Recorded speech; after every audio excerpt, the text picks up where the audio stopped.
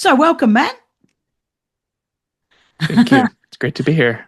Yeah, it's great to chat with you again. We were only chatting a few weeks ago and had a wonderful conversation about neurodivergence and burnout, writing a book, photography. Like it was a wonderful conversation. And Matt, you I know that when we first met, you were sort of in one of those burnout, struggly sort of phases and just trying to pull back out of it, and there was a bit of imposter syndrome and self-doubt, which we all get, and sort of makes us a bit paralyzed. And then you've got your neurodivergent stuff on top of that, and it's that just sort of adds another layer. But before we Absolutely. go any further, I do want to share with people that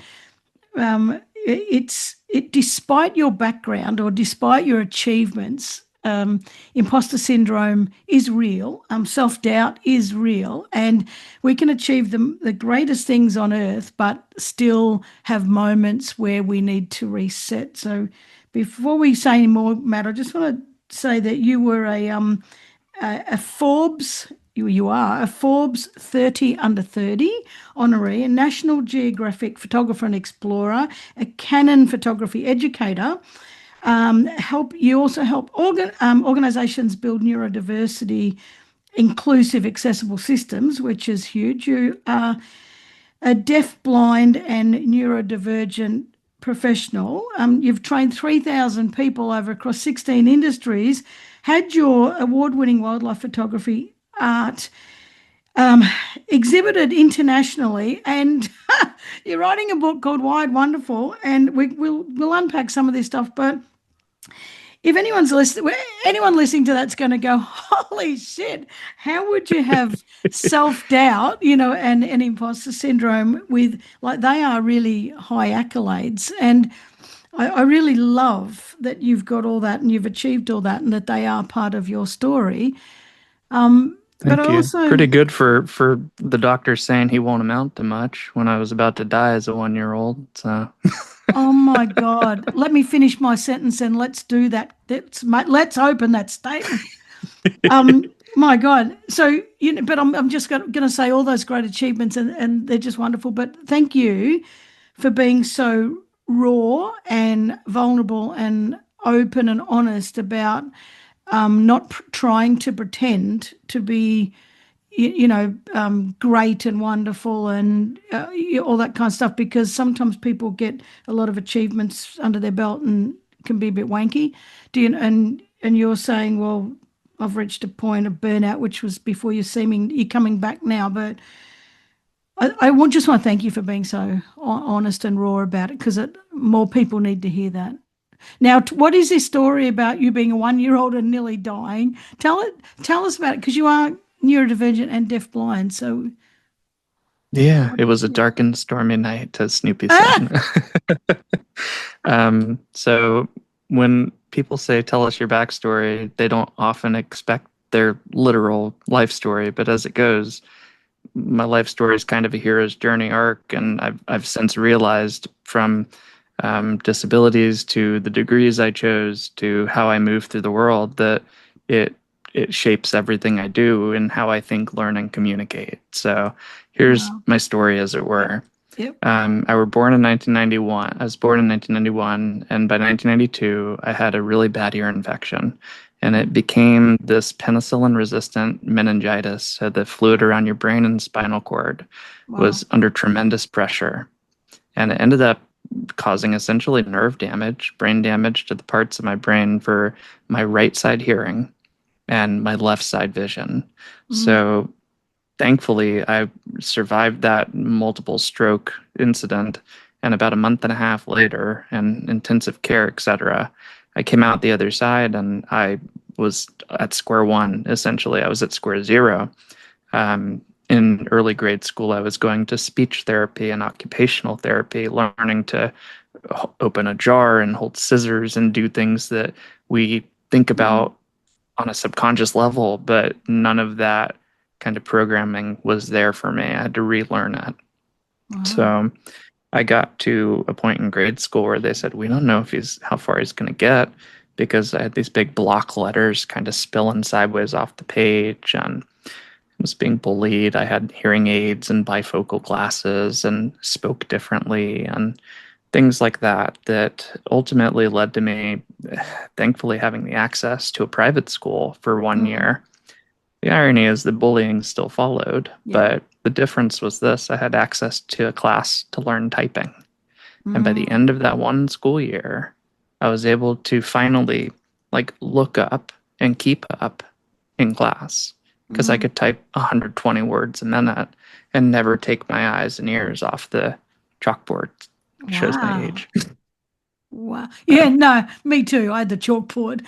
Wow. Did you Yeah, learn typing, or was this just some natural gift that you had? this was a formal class I'm thankful to have access to in that 1 year of fifth grade. I would have been about 10 years old. Yeah. And they had these covers that went over the keyboard caps themselves. So it literally had to learn by feeling. And we had a software game that we'd play called Type to Learn. And it was, learning the different keystrokes and eventually getting that average speed up enough where whether you were listening to a meeting or writing an essay, you wouldn't have to really think about the writing process because typing was subconscious. So it became a second language. And when I was 14, photography became a second language too. So again, I've got left gone, right gone for hearing and sight. And I found myself outside pretty much every afternoon in central subtropical Florida, looking for bugs and all the kind of cool stuff we could nerd out about. But I wasn't very good at things like binoculars, but I loved a magnifying glass. And when I got this point and shoot camera, it's like, ooh, it's a magnifying glass that you can have memories on. And the bug kind of bit me like typing did. I thought, hey, another language of life. And before I knew it, I was asking, what am I looking at? And eventually got a science degree. That's kind of what led for me to study the what and the how versus just a pretty picture. Saw those patterns in nature and wondered how it all worked. Wow.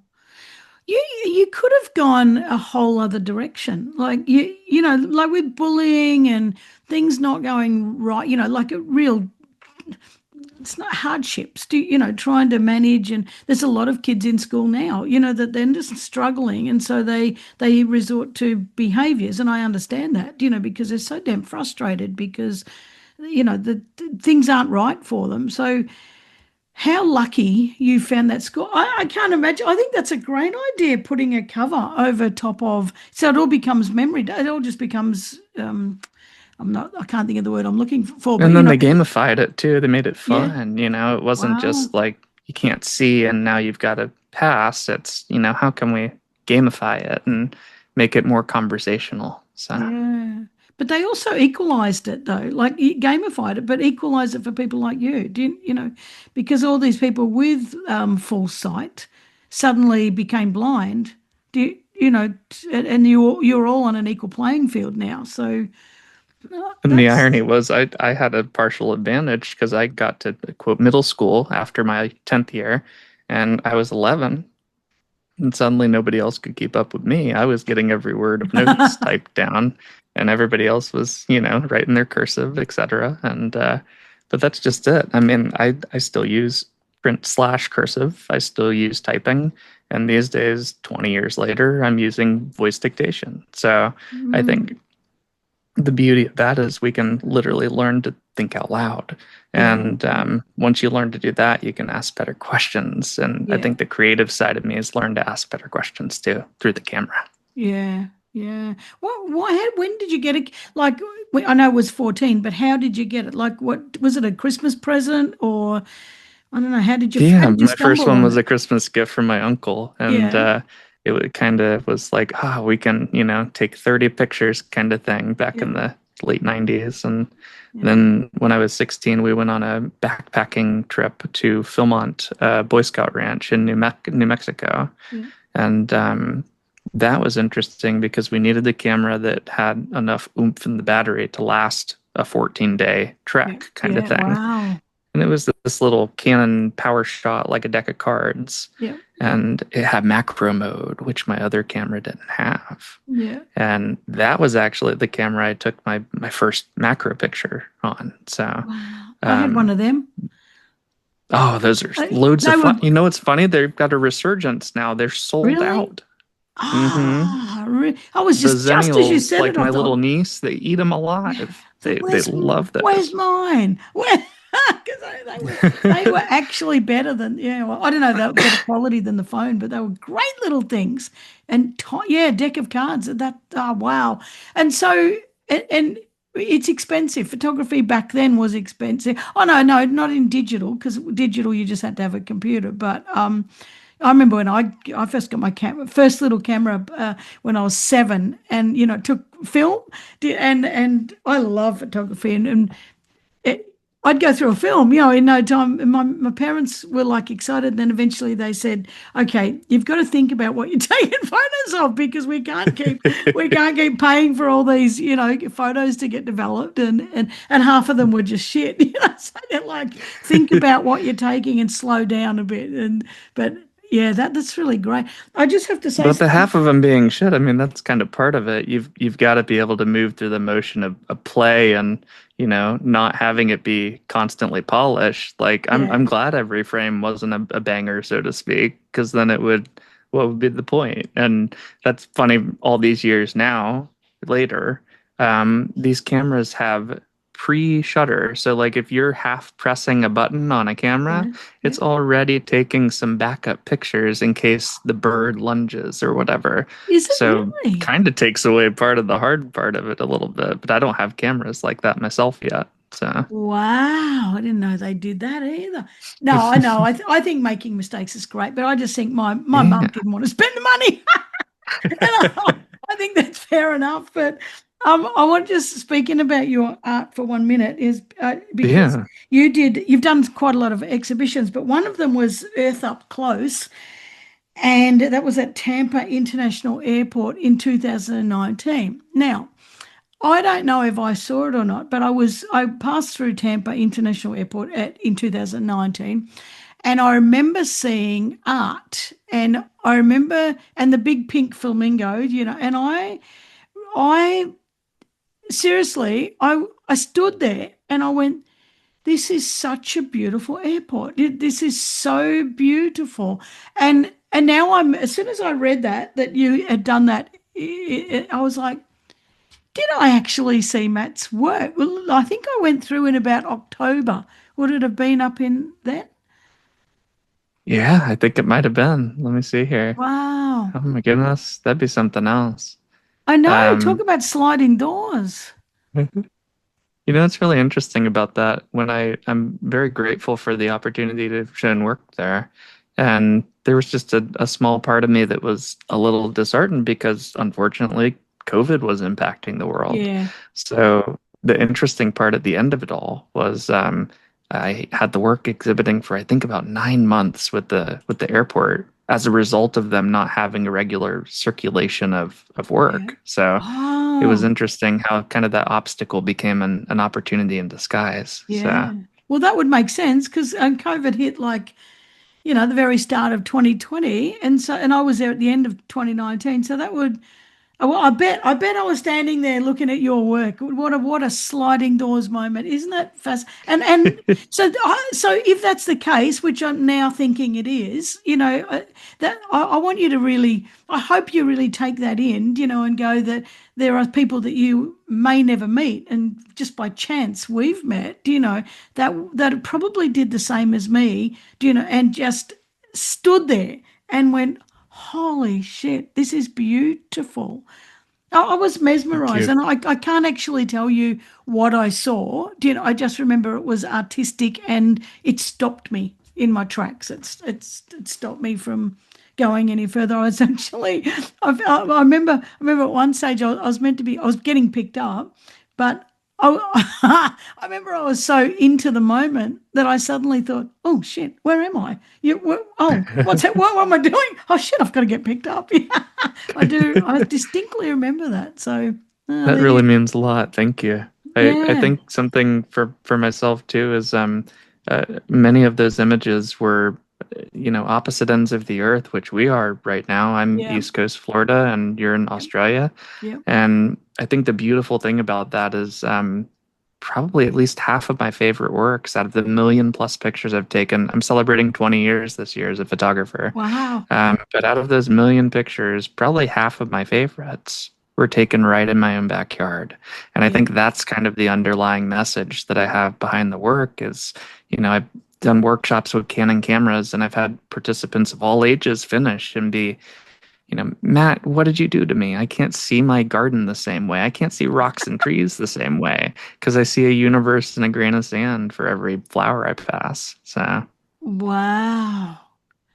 Gee, that's a but gift. I think that childlike wonder is something we all have. I think the I gift is agree. being able to hang on to it because, the world's real good at squeezing that out of us through Mm, systems and steps and processes. It says, yeah. this is how everybody should do it. And things like that kind of lose their wonder. So I I like to agree. tell people go on a wonder walk, go wander to find wonder, and Yeah. then start connecting those disparate dots that you bump into. Oh God, you've got a way with words. You really have. I do agree with you that we I think we start with wonder. I do. I really think that everything's like wow, wow, and then we do get it squeezed out of us. But there's an extra step there that you said we should hang on to it. We've got to hang on to it. What I love about you is you have hung on to it.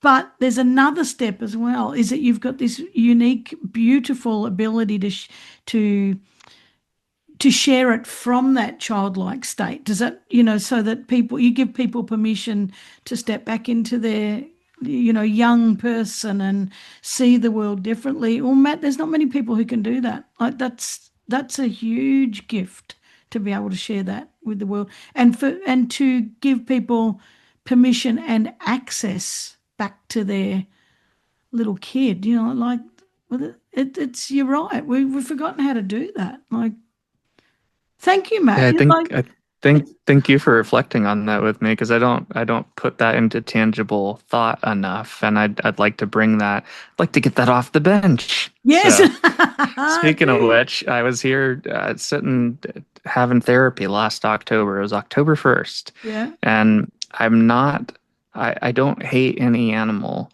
but I don't exactly love spiders because of yeah, just arachnophobic yeah. family growing up. And I look out my window into the Florida backyard, and there's a spider about half the size of my hand, a huntsman, that's just sitting on the window.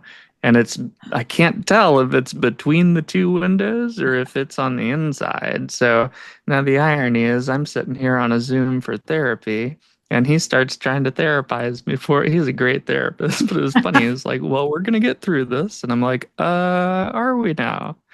So here's the interesting part. I think fear became cheer when I Yeah, picked up my camera. I realized after I put some foam between the window that this spider was just between the two panes, between these two worlds. yeah, And then I turned a light on and some moths came, and it was really interesting to know it can't hurt me, it can't get to me. yeah. So let's change that conversation.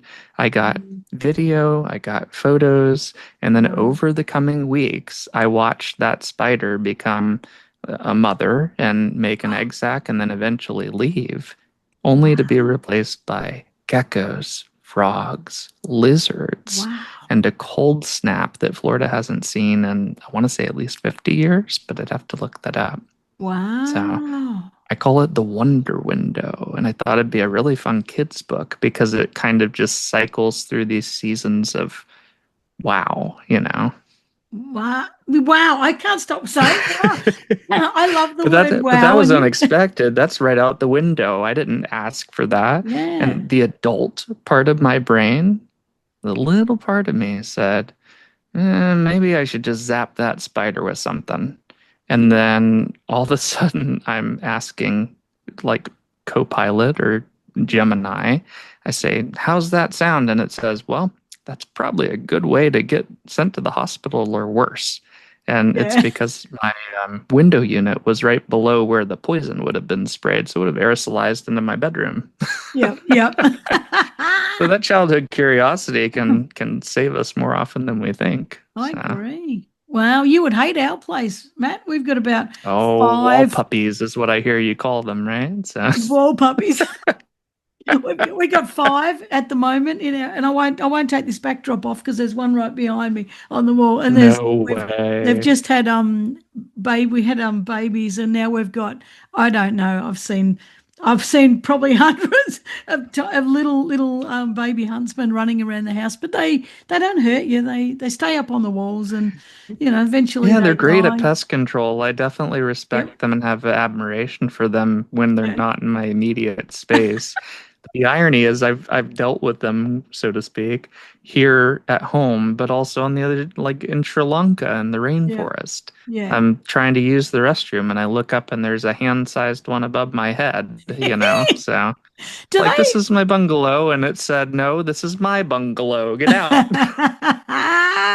Do you have huntsmen over there or tarantulas? We have a little of both. In Colorado, they have a Really? tarantula migration, and they'll actually travel, I believe, from New Mexico to Colorado or vice Wow. versa. Wow. That would be Yeah, I haven't fantastic. Have seen you that yet, but that'd be cool. have you ever photographed that? I haven't. It's on my list though. So, Wow. You just got to and get over. Australia is not on my list. I think it'd just be a matter of like knowing where I was sleeping was gonna be spider free kind of thing. No, So. you can't guarantee that. Worst one for me is when it shows they're driving through Australia and they've got the sun visors in the Mm, car and it's just like a piece of loose bark. So those huntsmen love hiding under one yeah. of them took up half of the sun visor on one of these videos. Yeah. So Yeah, that's true. And that is true. They love it our under there. listenership's dropping by the second, right? No, no, everyone knows. And they get in the cracks of your doors and under your car seats. And yeah, you can. I don't think there's a car in Australia that doesn't have a huntsman. It's kind of like Oh, curiosity, right? It's curiosity's got 8 legs and it kind of seeps back into life in ways that places that we don't expect. And yeah, I don't yeah, know, like when that adult mode enters too much and we're just boring, right? So yeah, yeah. I know, isn't it? Forget the adult stuff. It's too hard. There's too much bloody. You know what? I find there's too much stress as an adult. It's so much easier to be out there playing as a kid. If I can. I haven't been hmm doing that lately. I admit we put in a new pump. I won't tell everyone about it again because it's about the 10th time I've talked about it.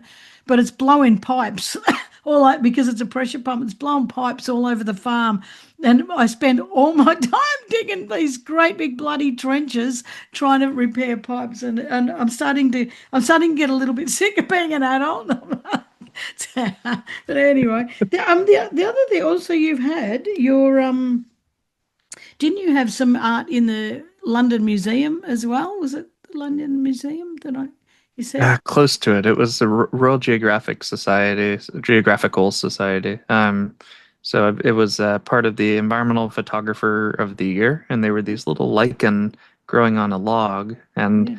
I thought, like Forbes 30, I'm like, that'll never work. But I threw my hat in the ring and said, these are sensitive to air pollution. And sure enough, it was in the top finalists and toured around different places and got some international coverage. It was really cool.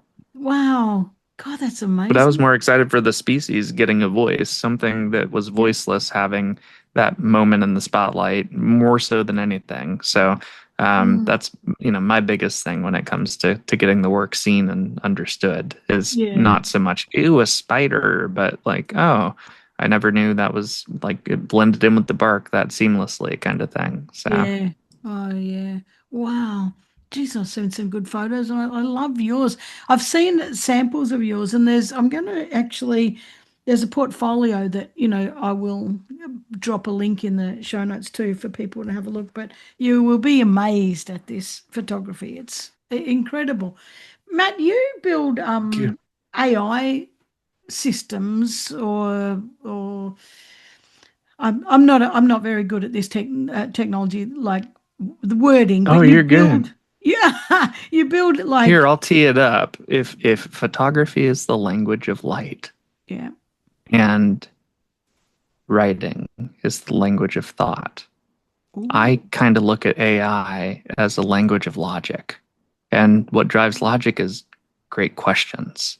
So for me, AI doesn't mean artificial intelligence, not so much. It means accessible inclusion.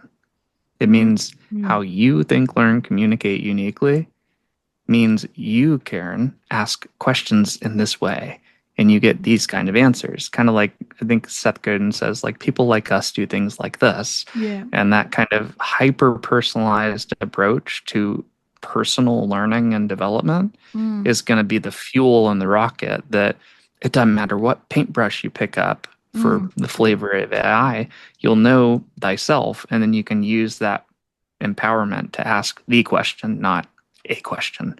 So for me, it's been really interesting to be riding this AI wave early because a lot of people were trying to shortcut stuff. And now everybody's kind of, it's so saturated. The bigger question is, how do we be more present? And it's almost like a bell curve. The other side of that is more analog, more face-to-face. I'm seeing a resurgence of like in-person events and tabletop board games. Yeah. Seeing a resurgence of fun because people are kind of digitally burned out. Yeah. Yeah. So when you can ask any question, doesn't do as much as when you know what the best question is to ask. So for AI, I think this whole language of logic thing is just like, oh, how do we start by being curious? And that can be a creative curiosity, or it can be self-reflection, etc. And then we take that and we say, great, now how can we apply that to what we need to get done? Like my messy home office right here. I might literally take a picture of it and ask Copilot, like, where do I start? And it would say, okay, one step at a time. Trash, then cluster the clutter, then find homes for each cluster, you know? But before that, it was just like, I don't know where to start. Why is the sky blue? Which is an interesting, like, little fun fact stuff is fun to ask. But I think the bigger unlocks are going to be the quick wins. Like, I've got these 10 things on my plate today. Voice to text. Yep. And then it goes, okay, let's cut away everything but these 3. I picked out number 1, 7, and 12. And those are the 3 that have the highest impact and effort or something, you know. And you do that all with AI. Which one are you using? Gemini, did you say? Gemini, yeah. Use a big old mix, but Gemini is a common one I use. I use Gemini, I use Microsoft Copilot. My favorite tool, top of the map right now, is Google Notebook LM. Yeah. So I'll use that as a sandbox. Yeah. I'll make all kinds of cool stuff with it that's like blueprints and little media pieces. And then I'll go to Google's other tool and I'll tell it, build a website from all that. So I've literally gone from a napkin idea. I tried that last night. I just gave it a diagram. And it was able to fully parse the whole idea. And I thought, oh, that's pretty cool. That means you can pretty much have a pen and paper. This was actually, that was what I shared, was this. I'm making a video on this. Hopefully it'll come out tomorrow. But you basically go from brain dump to pattern parsing, and then you optimize and refine. Wow. And so, and you just scan that in, take a photo of that and put that into Gemini, I mean, to Notebook LM, and it... Yeah, any flavor of choice. Any Notebook did it, but you can do it with Gemini as well. I liked Notebook because you've got all these quick win buttons that you can get mind map, a slide deck, a game plan, and it customizes it to the data. But it only works with the data you give it, like blinders on a horse. So so it doesn't gather everything from the internet. It just does your thing. No, but you can cherry pick now. So you can say, hey, here's Sam Horn's top 10 videos on what she teaches. And by the way, here's my website for what I'm launching.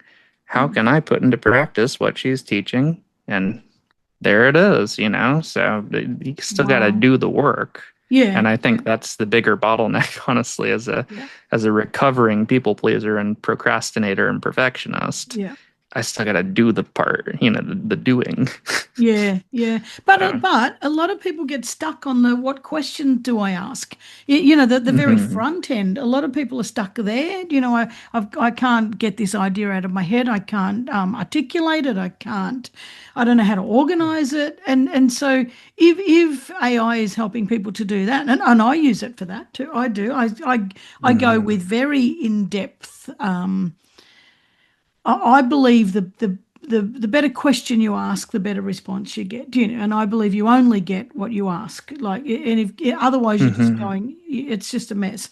So I And while there's some really cool stuff out there, like automated armies of what I don't do, although I don't, because I mm, think it's distracting from the yeah, goal, which is like what you're saying. What are we yeah, coming in with today? What do yeah, we need out of this situation? yeah, And how does it need to be formatted for how we move through the world or what the mm, world needs from us next? So yeah, yeah. press releases, as silly as that sounds, I've been chucking them into Notebook LM and I just say, yeah, I just did this thing as a group, as an individual, whatever.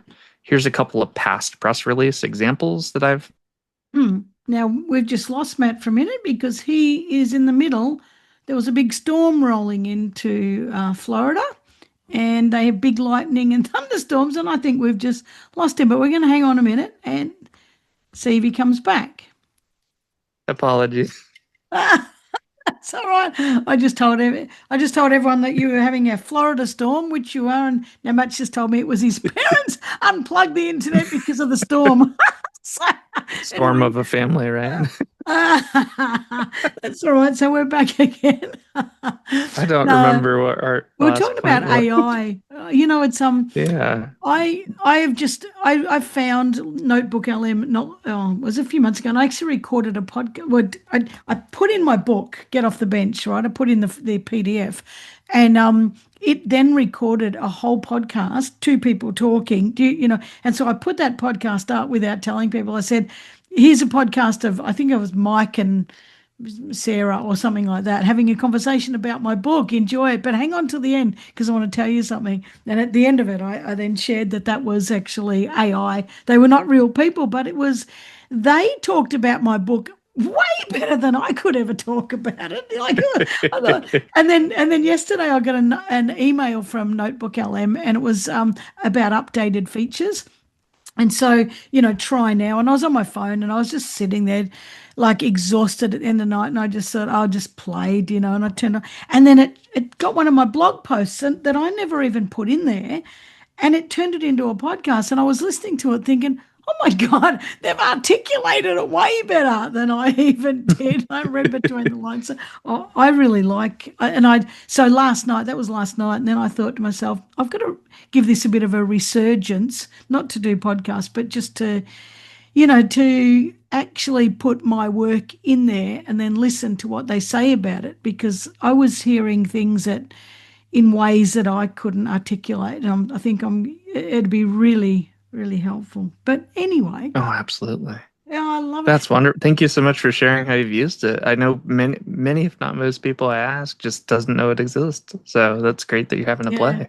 Oh, look, I think I've only touched on it. I think there's a thousand things but I don't want to be one of those people that has, 50 different AI things going and then not do any work, because I'm too busy playing. Yeah. So unless But it's if I had to for, pick one spot, that's typically the one. So, for example, meetings are kind of the death of progress. yeah, But most of us have a transcript rolling these days, yeah, whether it's for captions or yeah, otherwise. yeah, As long as you've got general consent from everyone, yeah, drop that sucker in the notebook after, and it's incredible. In yeah, one click, like you said, you've got a podcast. You can just go on your walk outside and get your exercise and listen to the recap. Or you can click that's those great. reports and get custom outputs. And it's like half of the work is already done just from showing up, being present, having a Yeah, genuine conversation, and asking the right questions. And then yeah. using that transcript is the key.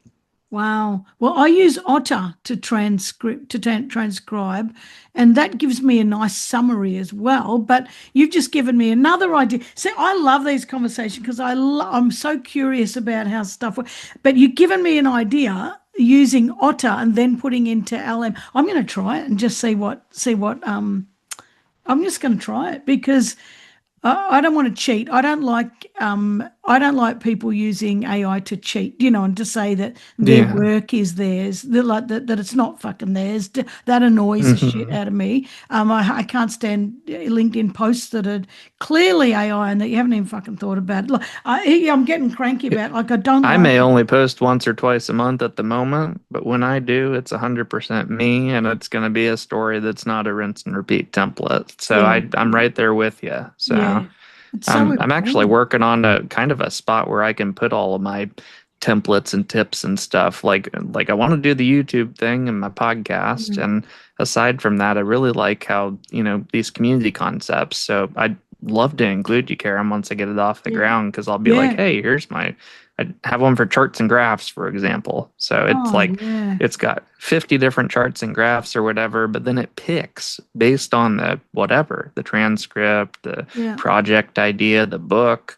It picks the best ones, and then it writes the code packets so you can just drop it in, and then you've got these, polished output pictures. Like, Wow. hey, here's the breakdown of what you asked. So And see, that's great because that's not cheating. That is really like saving you 100 hours, like dead set. Because if you're trying to create graphs and you're not like I use numbers very well and I can do graphs, or use Excel, whatever, and can do that sort of stuff. But I can't make them mhm. pretty.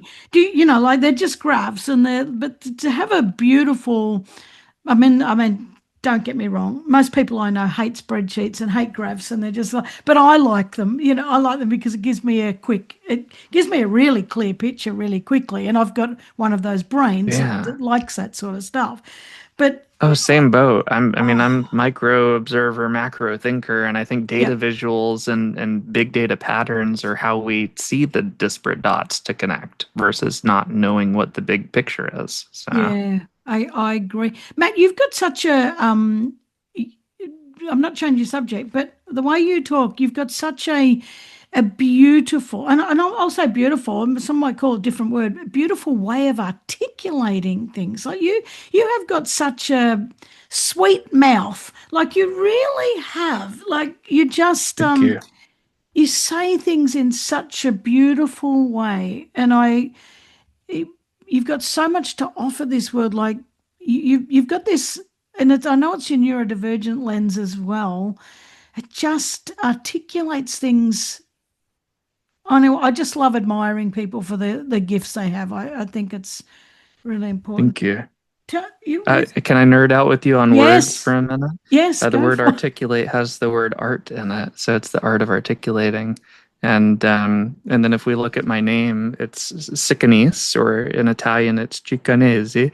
But Yeah. I like to think of it as, see, I can, it's easy, because ESE, easy.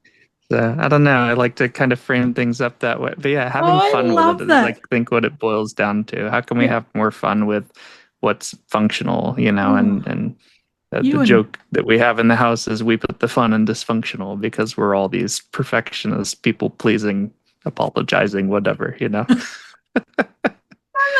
But oh, you and the Sam, you call and before this, Sam. someone mentioned cognitive Yep. load and cognitive dissonance and how to Yep. simplify, like going from jargon to genuine was what they were bringing up. And I thought that really hit home. Yeah. You and Sam, like you must have this shared brain. You both talk about the same. You say it the same way. It's fantastic. She's a deep influence for me. I think just being in her halo has gotten me in a more appreciative place for being a Yeah. professional writer for Canon cameras. I used to think of that through a different lens, and now Yeah. I see writing as, like I mentioned, this lens of logic for AI or language of logic, and then we've got the language of thought for writing. And if we can have fun and be playful with that, then it's going to be Mm, more sticky and yep. go further and make that change. So Agree. I agree.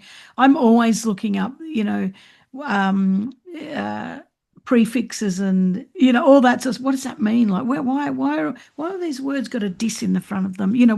Why do words end with this? What's shun? Oh, motion. Yeah, I I'm the always look same up. way. When I Yeah, took entomology for the study of bugs and insects, so Hemiptera is the family that means true bugs, Hemiptera, Hemiptera, and it literally means leathery wing. And if you look at their wings, it looks like they have this little shield of leather. And that's like stink bugs and wheel bugs. Those are true bugs, and they have a leathery wing. They are hemipterans. So wow. uh, Do you photograph them as well? Your I work do. I've up got close. lots of images that I joke that I'm a museum. People see 1% of what I photograph. So I think I'd love to start sharing a little a little more care and being a little more careless, which sounds strange, but I think Yeah. the point is perfectionism's being this hurdle that says we have to show up a certain way. It has to Yeah. have the perfect caption and 12 tags and Yeah. oh, it has to be noon. It's 12:30. You can't Yeah. post now. All Yeah. these little things get in our head, and Yeah. I think I'd rather just share versus not sharing. So I I think agree. you kind of gave me the bug for that with the book chat Yeah. recently. Yeah. Yeah. Good. What happened? That was a thunderclap. I don't know if that came I through didn't because I hear it. have No, the I didn't hear filtering it. on. It went, Big one. No, I yeah, didn't hear the it. Tampa Bay, they used to be the Lightnings. Now they're the Lightning Bugs for hockey. I don't Yeah. follow sports, but I know of it. And it's because Tampa Bay, Florida is one of the lightning capitals of the world Is for the it? number of, yeah. Oh, So if you go to one of those lightning trackers right now and zoom in on Florida, you'll probably see it going crazy. So wow. Are you in Tampa right now? a little north of Tampa, so it's Yeah. a Yeah. small cow country kind of place, and I'm between there and Colorado. It's just a season of life that I'm visiting family, showing up for myself in some ways, Yeah. and hoping Yeah. to get back out to Colorado here in the next couple months. So Fantastic. Yeah, I've been spent a bit of time in Tampa, and I've done do a bit of stuff. Have done a bit of stuff. Haven't for a little bit now for the University of South Florida, and stay with a friend there in Tampa, and also another friend of mine, George Siegel, has he's got the Built to Last podcast, and so this like I've got a lot of people in Tampa's a special place for me. So yeah, there you go. Well, there you go. that's No, fantastic. yeah, I know. So I know it well. Your neurodivergence. So we've talked about your deaf-blind stuff, and I mean, I think that's terrible. I think it's sad, and I think it's such a shame that you had to go through it. But at the same time, what you've brought from it, you out the other side, that bell curve you talk about, is such a beautiful. Maybe you had that already. I don't know, but it's forced you into a world of beauty. Which I think is just wonderful. I'm sad you had to go through that to get there, but we can't change the past. But your neurodivergence, what sort of it's so hard to say neurodivergent conditions have do you have?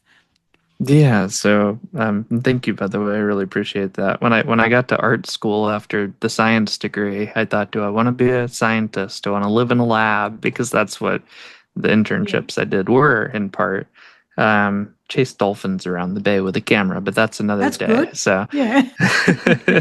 but I got to the end of undergraduate studies and I thought, let's go documentary arts. So I got a terminal master's degree, an MFA, a Master of Fine Arts in Experimental and Documentary Arts. And I thought I was the shit when I got there and was like, look at this species of moss.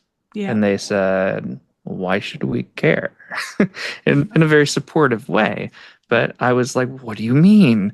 Insert special interest level of detail about this moss. And they're like, Matt, why were you in the woods? And that was the moment I was like, oh shit, I don't have an answer for that question. And that became my big question. So it kind of shifted from, oh, how can we exhibit the endangered species of the world and stuff to how does Matt see and experience the world as someone with these sensory and semantic Mm, challenges? So I see patterns in the world. That's my ADHD. I have the type that mixes the two types together. So it's yeah. ADHD combined.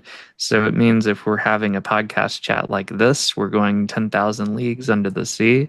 Yep. And if we're having a quick coffee chat or meeting for the first time, I'm a skipping stone across the water. Yep. Yep. Those both come with their pros and cons, both internally and externally. And in combination with that, although I haven't been diagnosed, I self identify as autistic. Yeah. So I Yeah. think a big part of that is cross pollinated with being disabled and having other semantic challenges. Yeah. But I think at the end of the day, I exhibit many, if not most, conditional, feelings and movements of that very varying condition, which I Yeah. think has traditionally just been it's a one or a zero, and I think it's a one or 100 Yeah, range. that's right. So Yeah. I agree. Yeah. Wow. Wow. Thank you. But Matt, I just realized as you were saying that I skipped something. Um, Yeah, when we you can we said, can time jump wherever you want to yeah, go. I know. So Thank God, because my podcast, I'll do whatever I want. But I just want to go back because you said about sharing and how we had a conversation, and you're inspired to share. Matt, please do share. Well, I forgot to add this on to the end of it. Please do share and don't care about what time it, because God, if I was skimming through LinkedIn and I hope that the algorithm would show me your stuff because we chat, I would hope to see it, but who knows, because it has a mind of its own, but it doesn't really, because it's patterns. But anyway, leave that alone.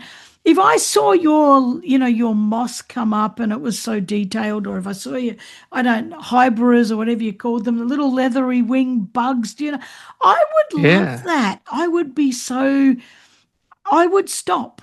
And just like I did in Tampa Airport, I would stop and I would look at that, so I, my world would be happier because I stumbled upon that picture than if I didn't. Does that make sense? So, and it I'm not does. the only Thank you. one. There's going to be other people out there that want to see those pictures. So please, please, please share them. And this timing bullshit, that gives me the shits. That just drives me insane. It's people who say It does. don't post on LinkedIn, only do it at night time. And I started doing that. And then I just thought, I've got it on my to-do list. I want to put this post up and I'm just going to fricking do it now. And I know I can schedule, but Hmm. I kind of want things off my list. And if someone's looking at 12:30, great. And if they don't see it later, too bad. Like really, I Hmm. know there are some people out there going, "Oh my God, Karen, no, that's not how you schedule LinkedIn." Well, I'm in the But mindset of someday, not a day of the week for Sam horns, you know? I mean, I'm with you. Like, might as well hit publish versus it not existing, but being perfect in draft yeah, mode. So, yeah. I want you to. but pot kettle black for that. It's the year of sharing for me. So, Yes.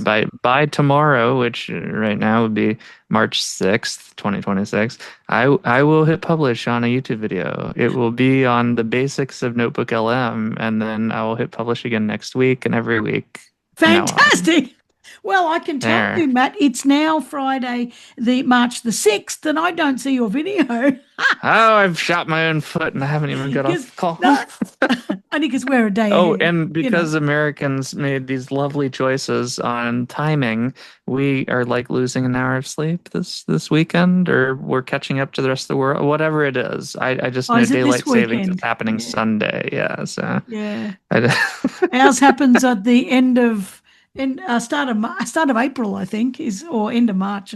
I don't know. Change. And they do it according to the moons. So, I don't know when it is, but ooh, can't uh, imagine how they do that on Star Wars. Don't they have like 5 moons or something? I think What they it have feels like to daylight have savings. ADHD. We've got 5 moons in a lunar calendar, right? So, Well, I'm hey, ready for there's the cover for my book. it is. Oh, speaking of books, okay, go. Wired Wonderful. So tell us, Wired Wonderful. What's that? I mean, I don't have one liner for it yet, but if I boiled it down just conversationally, I'd say it would be getting over that bell curve we talked about and making it go from me to we. Like, hey, here's my story, but here's the universal story of how we work through these different things, whether it's communication, creativity, Yeah, burnout, showing up for ourselves, giving ourselves permission to be curious and have that childlike wonder and yeah, wander into wonder. So yeah. And is it when you say Wired Wonderfully, is it aimed at neurodivergence, I think having so. I differently think wired? that it originally that was the lens I was thinking, but Mm, I think at the end of the day, everybody has a fingerprint of how they move through the world, and um, you don't have to necessarily identify or be divergent to have that resonate. So I think that's where those underlying themes that I'm kind of thinking through are making it more universal. But at the end of the day, if it had one bucket of people, yeah, be people like me. If you feel like an outlier, if you know someone who's taken care of somebody who feels like an mm, outlier, whether it's chronic conditions or neurodivergence or Mm. disability.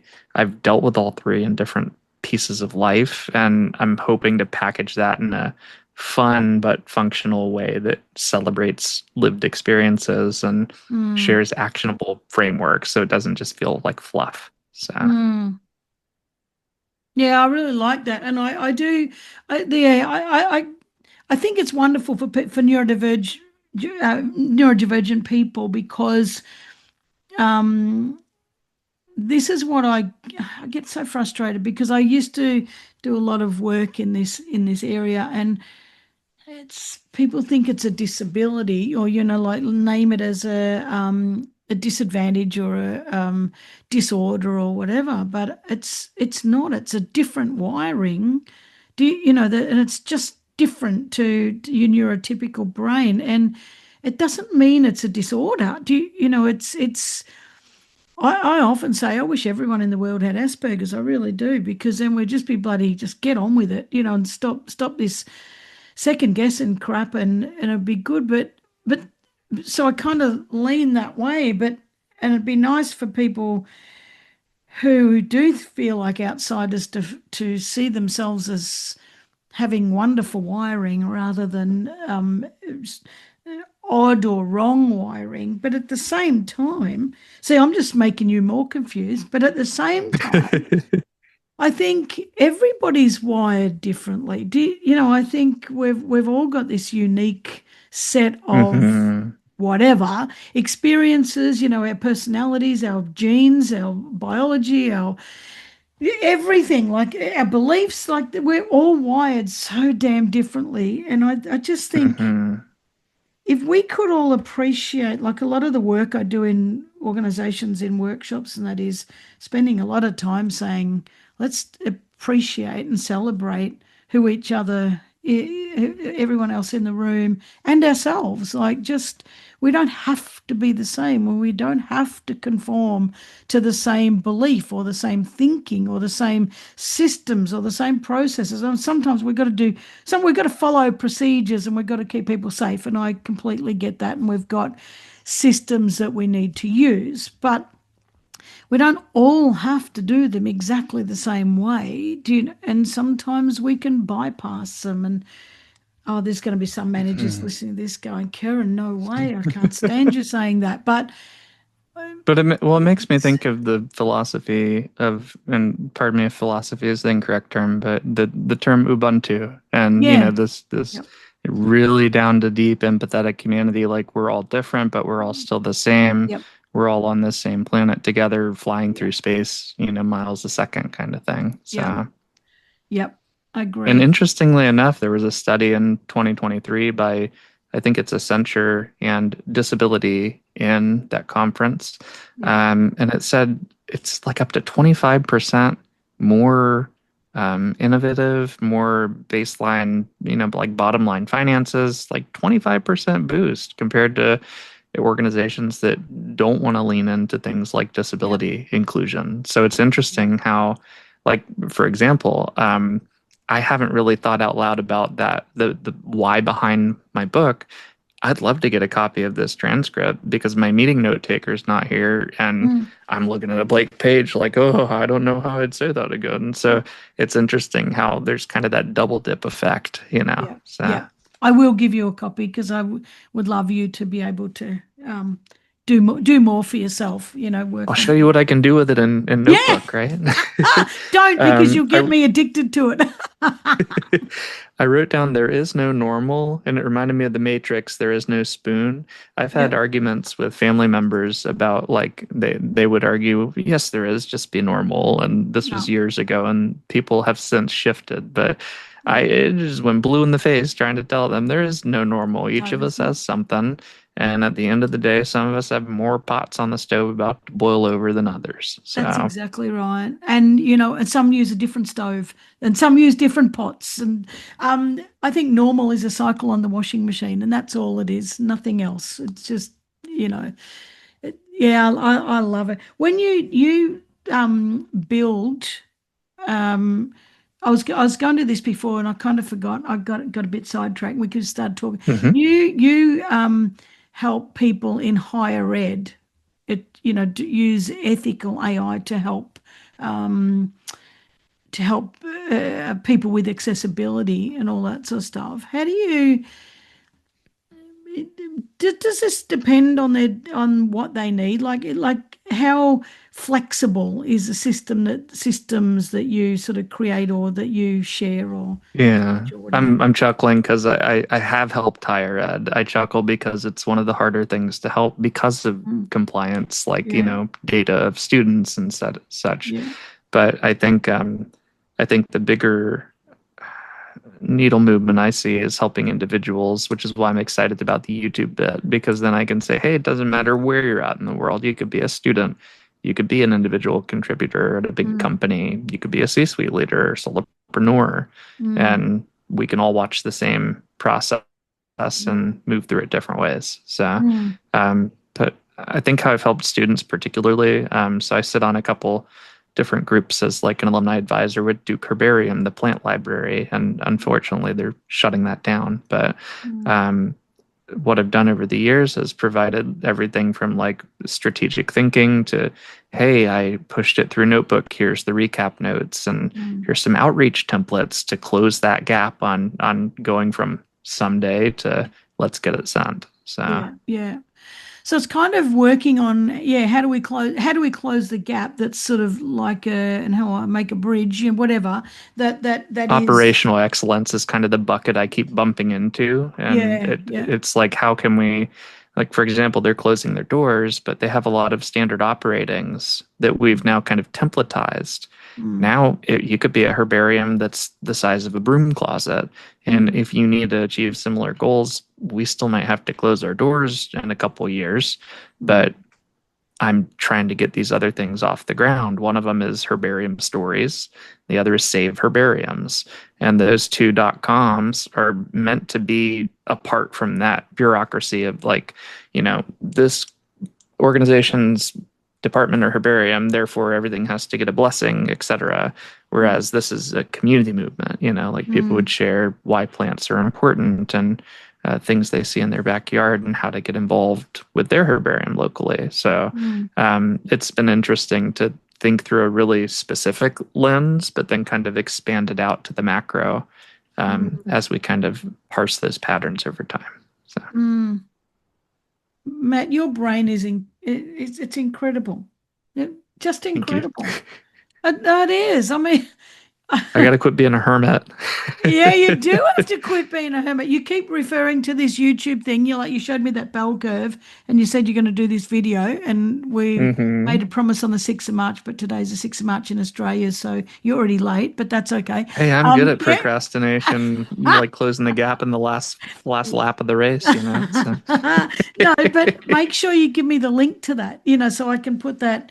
If people are listening to this, what is this YouTube clip? I can put a link in the show notes so that people can actually access that, and Absolutely. Thank you. watch it. And And and I no, never thought I'd have to say this, but I'm realizing now.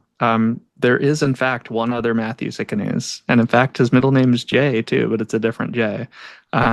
Here's the funny part why I bring it up. At least he used to be based in Australia. So I'll make sure I send you the right links. I don't think I'm a plumber or whatever whatever his brand was. I know he's got a business. So it's kind of interesting how opposite sides of the world. And there's another Matthew J. Cicanese that's a distant cousin. So. what he is or he might be. No, he is. He Oh, he is. is He's like a really. second cousin, etc. Yeah, I don't remember the lineage, but Wow.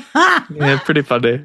Well, So I don't think there's any other Karen Vaughans, which makes it easy for people. But wow, that's amazing. Another one.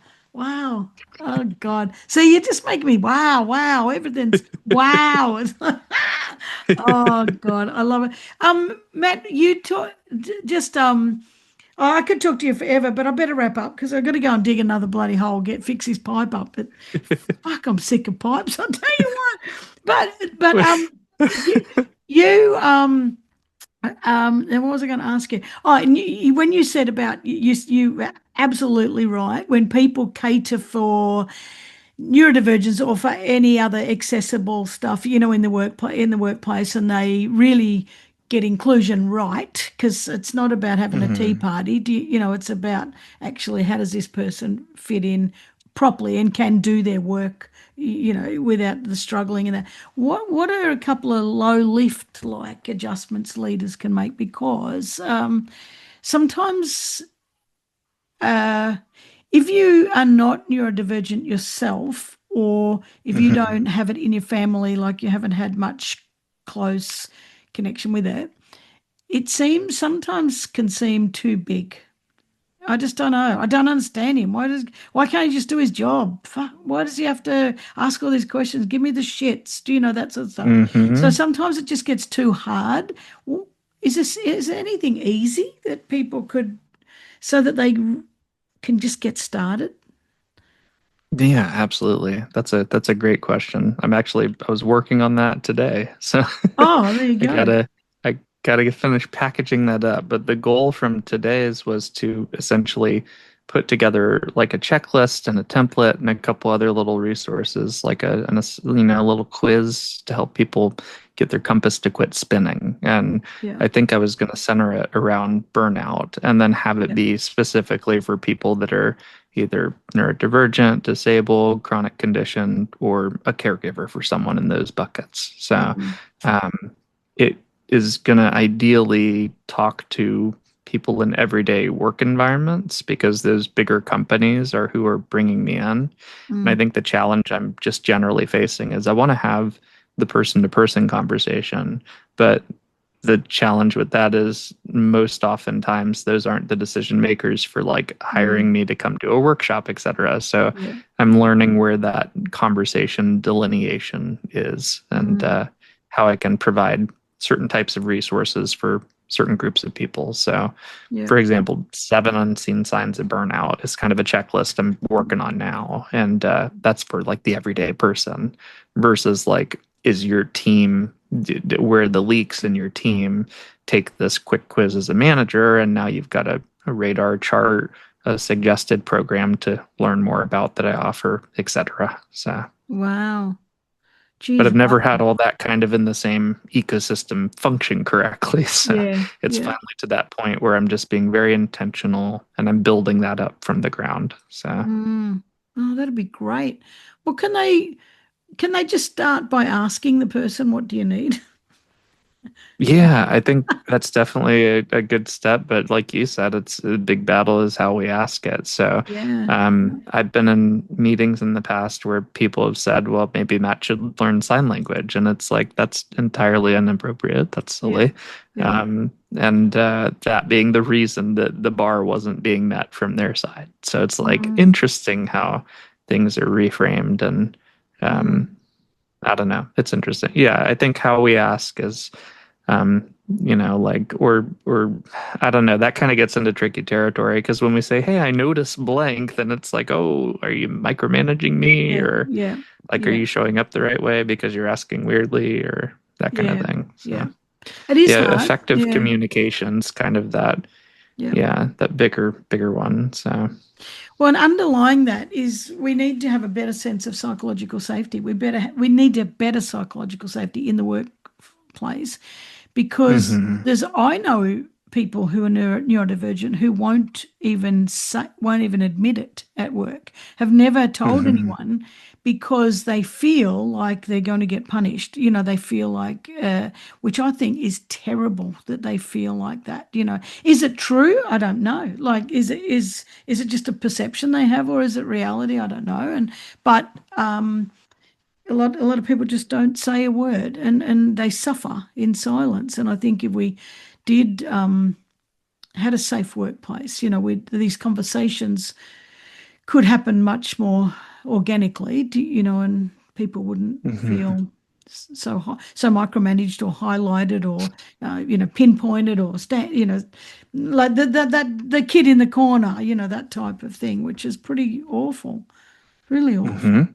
Mm, Yeah, very awful. absolutely. And I think, and then the challenge is like, turnover and churn is so high. People go to a new company and then it's like learning a new language all over Yeah, again because exactly. company A does it completely different from company B. So, Yeah, yeah. And I think we should, and I think we should also allow people with, I think we should allow all people to use AI in the workplace. But I also think that it should be like some ground rules or some kind of something should be put in place by leadership, to say, well, this is what we can use it for, this is what we can't use it for. These are the boundaries and that Yeah, sort of stuff. But I agree. I think guidelines and guide rails or guidelines and guardrails said it backwards. yeah, I Kind of couldn't even works think of like works guidelines, though. so you're doing better than Guard me. lines and guide rails. I kind of like that. Okay, I'm claiming that now. Yeah, do it, That's do my it. next book, Guard Yeah, Lines and Guide Rails. yeah, that's No, I good. think that that definitely speaks to the rest of how stuff's done. And I think the challenge is it's first and foremost seen through the lens of security. And Yeah. then who ends up doing the onboarding or training or upskilling Mm. is IT. And I love IT, nothing wrong with IT, but they're not inherently good teachers. So Yeah, yeah, then people are getting through these trainings and they're thinking, I didn't speak a word of that Greek, or why would I ever do that that way? I'm not in that department. yeah, Instead of this universal lens of how do we think out loud? How do we yeah, ask a better question? yeah. How do we brain dump and then polish and refine to Mm. get a process? So Yeah. How do we feel again? Coming right back again, how do we feel safe enough to do that in the mhm. first place? And it's but I agree with you. Onboarding is I am shocked at how many places I work with who don't do it well. I'm shocked at it. It's like, to me, that is the absolute grunt that you must do that well in the first place. You've got to do that well. But a lot of people, Otherwise, you're just going up a gangplank yep, onto a ship, and then you're going off a plank on the other side into the ocean. yep, So, exactly. And I don't know, I don't yeah. understand why people don't see that. It's like people are going to leave if they're not onboarded properly. They're going to, because they're going to be that damn frustrated, or they're going to continue to make mistakes. And then what's that's going to do is start people bitching behind people's backs. Then you're going to have cliques and Hmm. all that kind of. It doesn't work. But anyway, Yeah, drama. yeah, drama. Who wants drama? Jesus, I can't stand Well, we've drama. already got enough internal drama as the irony, That's right? it. So, and then drama begets drama. So it's just like this domino effect, a Yeah. dramino effect, right? Yeah. So Oh, Sam will be proud of you, and it's my she'll. next book, Draminos. No, Yeah, yeah, write them all down. You better. this has been a pleasure. uh, Thank you so much, Karen. Matt, thank you for coming on and chatting with us. I think the world of you. You know that, and it's you. You probably wonder why. Why does this person who's only talked to me a few times care so much? But I do. I think you've got the most beautiful heart. Your brain is just incredible, and I love the lens you look through. And how you filter the world. And I wish there were more people who Thank you. could do that and articulate it the way you do. It's just really beautiful. So I'm Thank you. proud to be connected with you, Matt. Really am.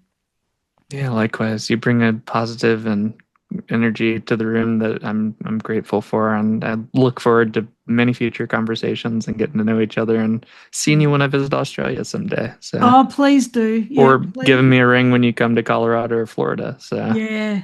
Well, it won't be for a while. Let's just say that. yeah, Won't, gosh, won't be grab a while the shit popcorn show's and going. yeah, my goodness. Yeah. Well, Yeah, but you're always if the welcome. world doesn't end next week, I'll get a second YouTube video out. No. Yeah. Well, let us know. That'd be fantastic. Well, we will cross paths and we will stay in touch. And you never know, unless the internet gets blown up, and who knows what's going on at the moment. It's an absolutely mental world. So people like us and people listening to this, we've got to stick together, and we've got to do our best to make it a good world. We really do. Anyway, Matt, thank you Wonderful. so very much. Oh, last question. Where can people find you? What's your website? Absolutely. Let's just stick to mattsicanese.com for now. And I've got a bunch of other URLs I'm building out, but that's the central one. Yeah.